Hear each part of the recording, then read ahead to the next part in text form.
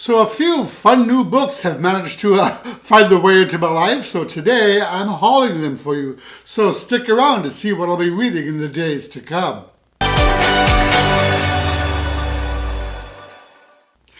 Hey friends, Roger here, and welcome to my channel, Roger's Reads. So today I'm doing a little mini book haul for you. That's 1, 2, 3, 4, 5, 6, 7 books. Several of which I got from Book of the Month Club over the past couple of months, which I haven't hauled.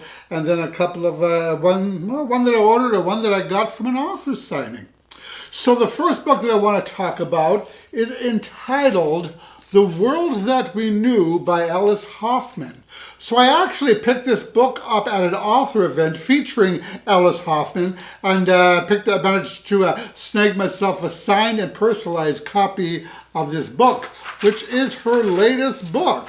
And see, it's even signed to Roger. Yeah, so this is her latest book, and this takes place in 1941 when the Nazi regime was coming into power. So desperate to save her daughter from the Nazis, a young mother knows that she has to send her 12-year-old daughter, Leah, away for her protection. So she visits the daughter of a rabbi who creates a female golem named Ava. And a golem is a mystical Jewish creature. And this particular one is sworn to protect the girl. So once Ava is brought to life, Leah and Ava flee, and that's where their adventures begin. So you know, I love me stories about golems. Actually, I just read one last year that was entitled The Golem and the Genie, which I absolutely adored. And she's supposed to be coming out with a sequel to that. Gotta check to see if it's out yet. But yeah, so I can't wait to delve into this book. And Alice Hoffman talked a good bit about this novel at the author event that I went to, so it sounds like a fascinating read. So the next book that I'm going to talk about is entitled Wayward Son, and this is a book that I purchased. And I purchased this earlier in the year, and this is actually one of my most anticipated books of 2019. So it was finally released this month, October, and I read it immediately. So let's just say that my most anticipated read of the year just may end up being my worst read of the year. So needless to say, I had a few problems with this story. I'm probably, actually pretty certain that I am of the unpopular opinion here. Because I know a lot of people have loved this book. So maybe I've just outgrown Rainbow Rowell? I don't know. I'll talk more about this during my wrap-up. But I don't want to dissuade any of you from reading it because a good majority of the people who read this book absolutely loved it. This one just was not for me. But this is a haul and not a wrap-up, so I shan't go into that any further. So the next 4 books are Book of the Month Club selections that I received over the past several months. So the first is entitled This Tender Land by William Kent Kruger. So William Kent Kruger writes wilderness novels that take place in the Boundary Waters, where I actually spent a good deal of time when I was young, as well as in Minnesota and Canada, where his books take place. So this particular story takes place in Minnesota in 1932, I do believe, at the Lincoln Indian Training School, where Native children are forcibly separated from their parents and sent there to be educated. So the story follows 4 orphan vagabonds who flee for their lives after 2 of them commit a terrible crime.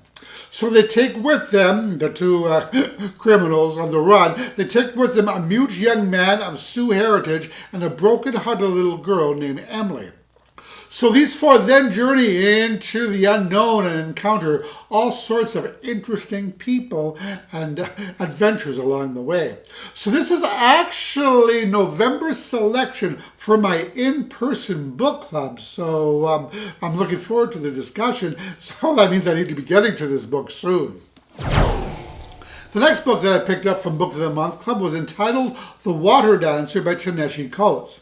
So this follows young Hiram Walker, who was born into slavery. But when his mother was sold away, Hiram was robbed of all memory of her, but was gifted a mysterious power. Years later, he almost drowns in a river, and that same power saves his life. So we then follow Hiram on an unexpected journey where I believe he encounters all sorts of corrupted, dangerous people, and I do believe he becomes involved in an underground war for freedom. So that's all I really know about this book, but I've heard a lot of great things about it.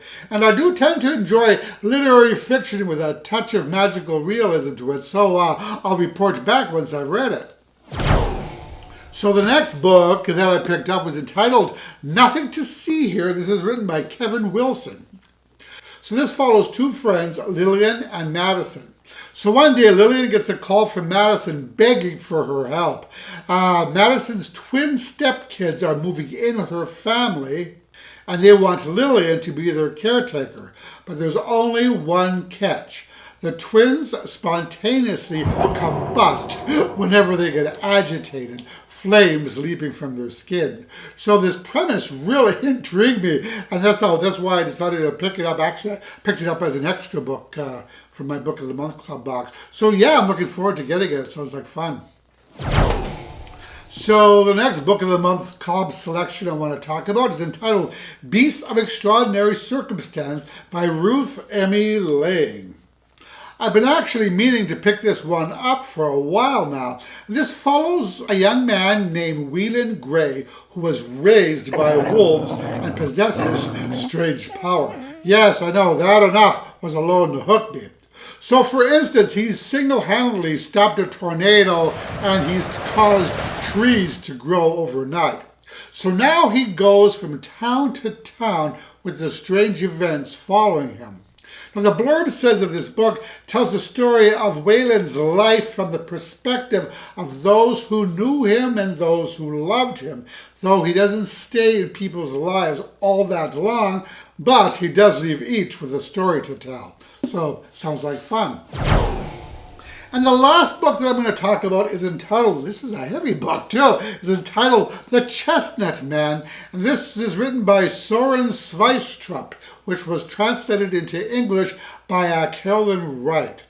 So this is another thriller about a psychopath that is terrorizing Copenhagen and whose calling card is a chestnut man, which is a handmade doll made of matchsticks and two chestnuts, which he leaves at every scene of his murders.